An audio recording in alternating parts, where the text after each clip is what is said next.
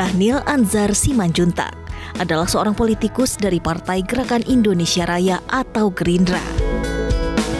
Ia aktif dalam organisasi Islam Muhammadiyah dan pernah mengajar sebagai dosen. Selain itu, Dhanil juga merupakan seorang ekonom dan pengamat kebijakan publik. Ketika Prabowo diangkat sebagai Menteri Pertahanan Republik Indonesia, Dhanil ditunjuk sebagai staf khusus Kementerian Pertahanan dengan fokus pada komunikasi publik, sosial ekonomi, dan hubungan antar lembaga. Kini, pria yang kerap disapa Anin ini dipercaya menjadi Wakil Ketua Badan Penyelenggara Haji oleh Presiden Prabowo Subianto.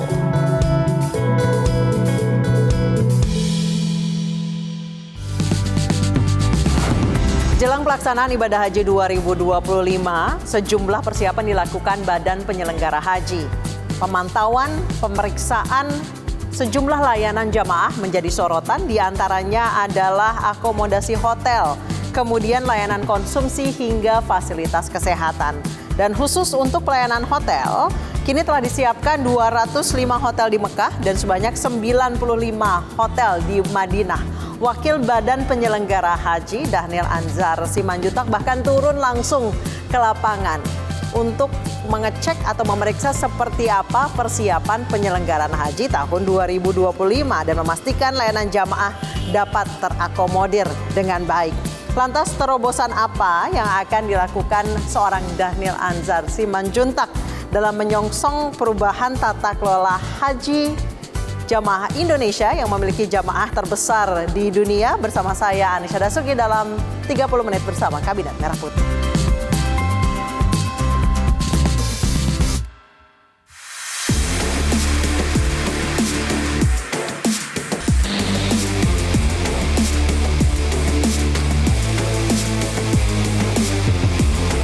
Musim haji sudah dimulai, kita akan ngobrol-ngobrol terkait keberangkatan jemaah haji yang selalu menjadi cerita tersendiri setiap tahunnya bersama Wakil Kepala Badan Penyelenggara Haji, Bang Dhanil Anzar Simanjuntak. Selamat malam, Bang Dhanil. Selamat malam, Assalamualaikum. Waalaikumsalam warahmatullahi wabarakatuh. Bang Dhanil. Selamat datang di kantor. Oh iya, BP kantor Haji, baru ya. Badan Penyelenggara Haji. Baru. Ini boleh diceritain dulu Bang fotonya sedikit, Bang. Ini pada saat pelantikan dengan istri saya. Ini Pak Prabowo. Kemudian mana ini Wakil Menteri Haji, mana dia? Wakil Menteri Haji Arab Saudi ya? Ya. Kemarin baru kembali dari Iya, Arab saya Saudi. baru kemarin kembali dari Saudi Arabia melakukan pengecekan terakhir, Mbak. Panas sekali, ini yang harus jadi catatan. Udah panas. Jadi nanti jamaah haji ke Saudi Arabia itu ke Madinah dan Makkah harus bersiap karena agak panas. Kemarin saya itu 40 sampai 41 derajat Celcius. Dan kemungkinan bisa sampai 43, 45 nanti di puncak haji. Oleh sebab itu, jamaah haji ini yang mendengarkan melalui e-news itu harus bersiap fisik. Karena ibadah haji itu kan ibadah fisik. Betul. Karena panas, maka siap-siap perangkat untuk menangkal panas. Termasuk sunblock, segala macam. Topi dan sebagainya. Tapi kalau pas pakai ihram kan tentu nggak pakai topi. Bang Dhanil, apakah nanti ini diprediksi cuaca tahun ini akan sepanas tahun lalu? Tahun lalu kan katanya puncaknya. Kemungkinan akan agak panas. Ya, tadi saya pas baru kemarin ini, saya di Saudi, di Mekah, panas itu sampai 40, 41 memang relatif. Hasil evaluasi dari tahun lalu yang akan diperbaiki di tahun ini apa saja, Bang? Kami akan memperkuat skema Kementerian Agama, maksud kami. Kami kan hari ini melakukan pemantauan ya. Kita akan memaksimalkan skema murur dan tanazul. Murur itu di puncak di puncak haji di Armusna, Arafah, Musdalifah dan Mina. Jadi jamaah haji itu yang melakukan skema murur itu dari Musdalifah dari Arafah ke Musdalifah itu hanya lewat. Kemudian yang skema tanazul mereka dari Arafah, Musdalifah ke Mina itu lewat saja, tidak mabit di Mina. Nanti kembali ke hotel. Kebetulan sebagian besar yang ditanazulkan itu kan dan dimururkan sebagian besar adalah jamaah haji yang lansia atau yang disabilitas. Dan kebetulan hotel-hotel kita itu ya di sekitar Mina. Sehingga ya sebenarnya kalau dijelaskan mabit nggak itu ya mabit kan kita, tapi mabitnya tidak di tenda, mabit di hotel atau di tempat-tempat lain. Tapi kadang-kadang ada beberapa jamaah yang ingin ngikutin Nabi nggak afdol, nanti fikihnya nggak dapat. Itu yang tadi saya juga tadi ada tamu dari Ormas, saya minta tolong dijelaskan secara fikih bahwasannya ya kan kalau mereka ada rukhsah, ada keberatan, ada kemaslahatan yang lebih besar, justru itu yang harus dipilih gitu. Jadi tanazul dengan skema mabit di Mina dengan skema tanazul justru itu untuk kemaslahatan yang lebih besar. Kedua, secara fikih juga kan toh dia mabitnya di Mina tapi kemudian tidak di tenda. Bedanya kan cuma itu. Mabit juga kok Bang, mabit macet. juga. Apalagi kalau macet. Macet itu mabit juga. Saya kemarin mabit di besar. Ya, apalagi itu sudah memang keputusan dari Majelis ulama senior di Saudi Arabia. Skema murur dan tanazul itu akan sangat membantu ketertiban pelaksanaan puncak ibadah haji di Armusna. Bang Daniel tadi sempat membahas foto dengan Wakil Menteri Haji Arab Saudi. Ketika itu apa saja yang dibicarakan dengan? Nah, kan kami memperkenalkan kebijakan baru dari Presiden. Jadi Pak Kepala Badan, saya secara aktif melakukan komunikasi dengan Kementerian Haji dan Umroh di Saudi Arabia. Kami memperkenalkan kebijakan baru Presiden bahwasannya ada otoritas tunggal yang mengurusi haji di tahun 2026 nanti. 2025 itu adalah pelaksanaan haji terakhir yang dilaksanakan oleh Kementerian Agama. Nah, mereka tuh apresiasi karena yang mereka inginkan, mereka harapkan itu adalah institusi fokus, badan setingkat kementerian yang bisa fokus ngurusin haji. Oke, gitu. By the way Bang, saya potong dulu. Indonesia tuh cuma haji terbesar kan? Terbesar di dunia. Oh, iya? Kita setiap tahun 221.000 jamaah haji. Malaysia tetangga kita itu hanya sekitar 36.000. Dan itu setara di bawah jamaah hajinya Pakistan, Jawa Barat. Bangladesh. Pakistan 180-an. Bangladesh sekitar segitu juga. Jadi tetap terbesar kita yang Indonesia. terbesar dibandingkan India, dibandingkan Pakistan, Bangladesh, dibandingkan Turki kita terbesar. Jadi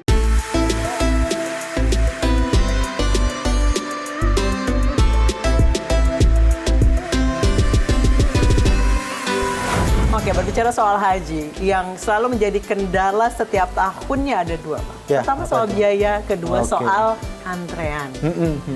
Berbicara soal biaya, tahun ini turun meskipun dolar sedang naik. melonjak. Dari pemerintah pun udah turun dari 93 juta sekian jadi 89. 89 juta. Yang dibayarkan masyarakat tahun ini jadi berapa? Tahun lalu kan 55 sekitar 20 ya? jutaan ya, kurang lebih yang dibayarkan masyarakat sebagai tambahan setelah setoran awal kan 25, itu tinggal sekitar 20 jutaan. Nambah 20 juta. Sekitar 20 Kok total jutaan. berapa, Bang?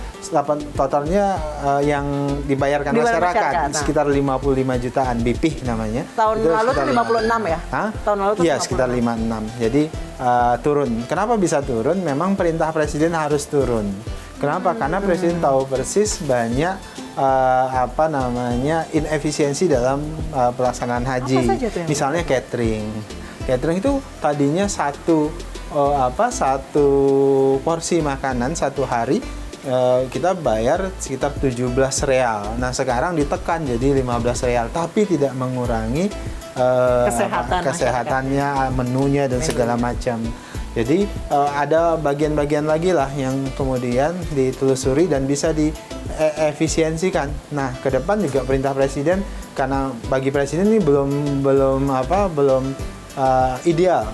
Cari lagi skema yang bisa menurunkan biaya haji. Kalau menurut Pak Presiden, biaya yang ideal dibayarkan masyarakat itu berapa sih, Bang? Nah, tentu yang ideal itu ya pelayanan itu paralel dengan biaya yang dikeluarkan. Jadi tidak ada biaya yang ideal. Maksudnya ideal itu tidak terkait dengan jumlahnya atau nilainya, tapi dia harus paralel antara pelayanan dengan uang yang dibayarkan. Itu esensinya. Terus kemudian, Bang, soal daftar tunggu. Indonesia sekarang berapa? Ya, rata-rata itu 25 tahun. 25. Kalau dirata-ratakan ya, dengan jumlah antrian 5,4 juta orang. Jadi panjang sekali. Jadi kalaupun kemudian salah satu solusi yang kita harus lakukan itu sebenarnya yang penambahan jumlah per tahun itu. Kan kita setiap tahun berangkat 221.000 jamaah. Kalau kemudian kita bisa berangkatkan jauh lebih besar, itu pasti akan mengurangi jamaah haji, antrian jamaah haji. Namun kita harus persiapkan infrastruktur. Makanya penambahan jumlah jamaah itu terkait dengan upaya kita melakukan diplomasi dengan pemerintah Saudi Arabia. Di sisi lain kita juga harus siap infrastrukturnya. Contohnya apa sih? Pesawat. Pesawat kita itu masih sebagian besar itu leasing, Mbak. Dan 50% penerbangan itu diisyaratkan oleh pemerintah Arab Saudi itu harus Saudia. Jadi punyanya Saudi. Jadi kita menerbangkan sekitar 100.000 lebih menggunakan maskapai nasional kita. 50% lagi nanti adalah Saudi. Oke, sebelum kita ngobrol-ngobrol soal haji, intermezzo sedikit Bang, ini 2019. Ada Bang Fadli. Bang Fadli. Belum kurus. Iya. Gitu. Ada Bang Mujani. Iya, belum saya. Iya. 2019 di... Ini di Kertanegara. Di Kertanegara. Kertanegara. Kampanye ketika itu? Bukan. Kami nggak salah itu saya habis konpres ya, harus habis apa begitu. Ini foto ini. Ada Bang Fadli, ada Bang Mujani, Pak Prabowo 2019. Apa foto ini yang dipajang? Apa kesannya? Simbolik, ini perjuangan 2019 itu bagi kami itu era yang berat sekali. Gitu. Dan banyak cerita Bang Dan. Banyak cerita. Pensiun jadi PNS. Saya pensiun dari ASN, mundur karena diminta Pak Prabowo jadi koordinator jubir. Bang Daniel resign dari ASN, ini stable job. Resign, masuk ke politik. Masuk sesuatu yang nggak jelas. Saya resign ya. Masuk di sini dan bagi saya 2019 itu banyak catatan pembelajaran politik lah.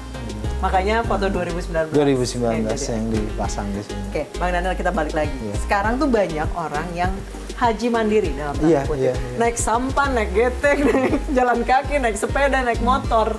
Itu mekanismenya seperti apa? Kemudian kan mereka tuh punya nusuk ya, rigid yang... Iya, karena ada nusuk itu. Iya, bahkan petugas haji pun banyak yang nggak bisa masuk. Nusuknya baru keluar last minute. Kita akan bahas di segmen berikutnya. Yang di 30 menit bersama kami dan Tarafud.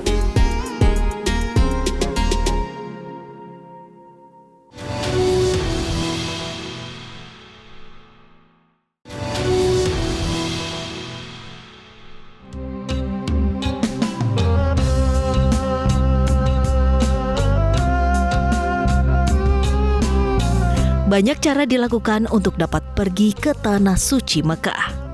Ada yang menaiki sepeda, berkendara motor, bahkan ada yang nekat berjalan kaki. Semangat yang membara, harga mahal dan antrian yang panjang untuk menjalankan ibadah haji atau umroh menjadi alasan mereka untuk berangkat dengan berbagai cara. Lantas, bagaimana pandangan Wakil BP Haji dengan maraknya fenomena tersebut? Apakah cara yang dilakukan melanggar peraturan dan sah ibadahnya?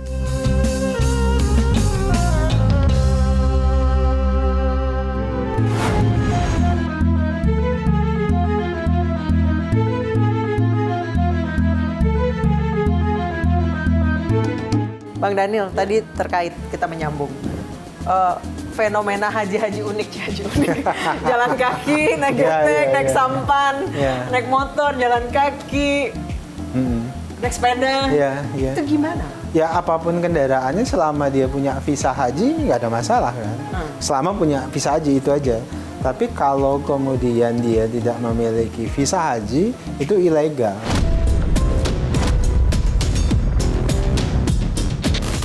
Bang Daniel tuh ada 3 pilar sukses haji. Oh iya. Apa tuh Bang? Jadi Pak Prabowo, Presiden Prabowo itu membentuk otoritas perhajian yang beliau sebut sebagai Badan Penyelenggara Haji itu dengan tujuan begini. Haji itu harus dimaknai, harus dapat pemaknaan. Makanya kemudian kami rumuskan 3 pilar haji atau kami sebut dengan trisukses. Pertama sukses ritual, kemudian kedua sukses ekosistem ekonomi haji, kemudian sukses peradaban dan keadaban. Sukses ritual ya Mbak Anissa misalnya kemarin berangkat Dari sini kemudian pulang sukses, ritualnya sukses. Hajinya jadi haji makbul. Haji makbul itu syariatnya terpenuhi semuanya. Tapi pertanyaan apakah sudah mabrur? Nah, itu ritualnya sukses. Kedua, itu sukses ekonomi, Mbak. Dampak ekonomi dari perhajian itu luar biasa. Misalnya kami kemarin bicara dengan Kementerian Investasi dan Hilirisasi. Perputaran uang dari kegiatan haji dan umroh itu hampir sekitar 60-80 triliun. Itu dalam negeri? Iya, dalam negeri. Sektornya semuanya ada turunannya, macam-macam, travel, penerbangan, makanan, termasuk semuanya. tukang kurma Tanah Abang. Iya, tukang kurma Tanah Abang semuanya, Mbak. Itu perputarannya 60-80 triliun. Nah, tapi sayangnya kan sebagian besar itu banyak cash outflow. Nah, ini gimana dikelola supaya punya kebermanfaatan ekonomi domestik? Nah, misalnya ya, Mbak, misalnya bahan makanan yang dikonsumsi oleh jamaah haji kita di sana itu sebagian besar misalnya impor dari Vietnam, dari Thailand dan sebagainya. Misalnya ikan, ayam, daging itu sebagian besar dari negara-negara itu. Nah, tahun ini 100% kita bumbu masakan dari sini 100%, alhamdulillah. Tahun ini 100%, tapi dalam bentuk bumbu instan. Kemudian yang ketiga, sukses peradaban dan keadaban. Kami sering nyebut begini, ibadah haji itu ibadah yang sangat eksklusif. Eksklusif ya, yang bisa naik haji ya pasti orang Islam. Ya. Dia sangat eksklusif. Yang masuk Mekah, masuk Madinah, Tanah Haram itu harus orang Islam. Tapi jangan lupa, output dari haji itu adalah inklusivitas. Jadi kita seperti di training secara eksklusif, tapi outputnya inklusivitas. Apa yang keterbukaan? Orang setelah naik haji itu harus saleh secara pribadi, tapi juga harus saleh secara sosial. Itu yang disebut mabrur tadi. Supaya mabrur jangan lupa ngopi juga. Oh iya. Iya, Bang Daniel, nih mumpung sambil ngopi nih. Saya tahu Bang Daniel tuh punya hobi boxing ya. Oh, iya. Sempet turun, saya sempet pangling waktu itu ngeliat Bang Daniel sampai, Bang, naik lagi nih, diet Mbak. apa, Bang? Karena saya pengen diet Iya, nggak berhasil-berhasil, lihat Bang Daniel tiba-tiba singset tuh saya agak sirik, Bang. Terus katanya boxing. Saya boxing, memang dari dulu keluarga saya tuh hobinya bela diri karena ya enggak. Jadi sebagian besar adik-adik saya itu laki-laki semuanya. Ini tukang berantem. Jadi kami olahraganya bela diri sebagian besar. Jadi saya rutin tuh boxing. Pada berapa tahun yang lalu rutin lari, Mbak. Sekarang udah mulai jarang lari. Paling berenang ya.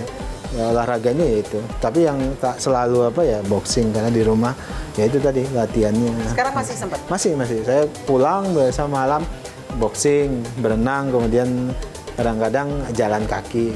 Kemudian satu lagi soal... Saya sambil minum kopi, iya, Mbak ya. Monggo. Monggo, Mbak juga boleh. Hobi yang satu lagi nih, Bang, yang mungkin nggak sempet. Vespanya masuk museum itu dia. Digembok aja, Pak. Makanya saya sempetin kalau di daerah, Mbak.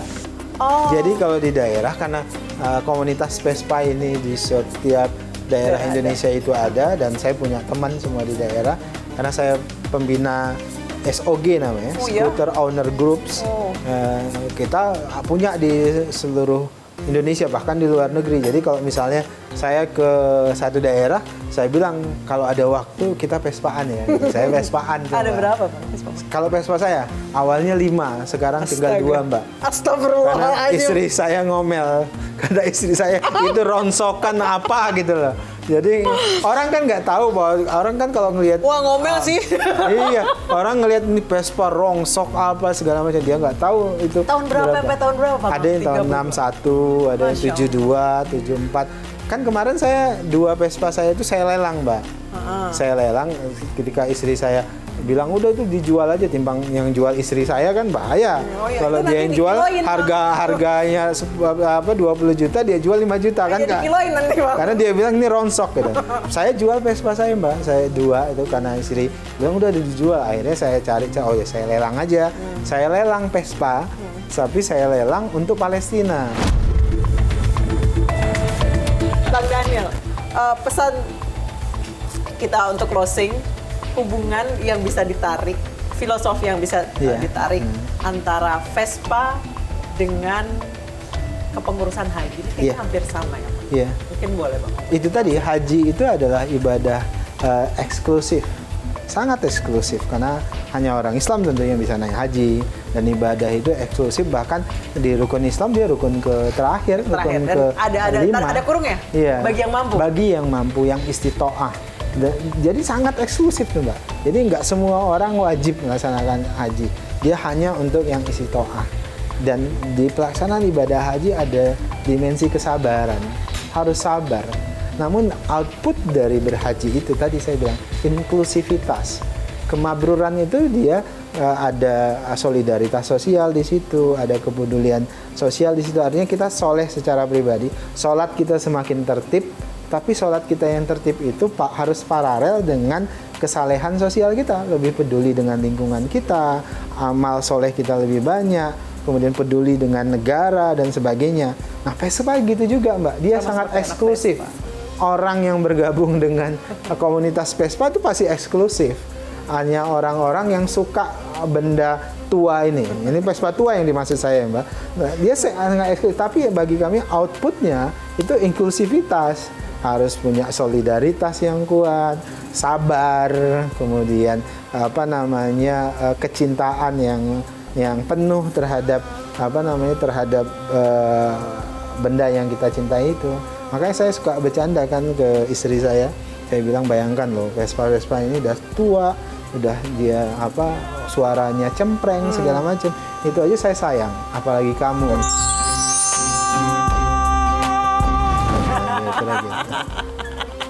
Oke, terima kasih banyak. Terima kasih, Mbak. Bang Daniel, ngobrol-ngobrolnya hari ya, ini Mbak banyak Anissa. sekali yang kita dapatkan, dan semoga penyelenggaraan haji tahun ini lancar. Amin, amin. Tidak ada komplain, tidak ada viral-viral yang Iya. heboh-heboh. Terima kasih banyak Mbak Daniel. Terima kasih Mbak, waktunya. sama-sama. Sehat selalu Mbak. Amin, amin. Terima kasih.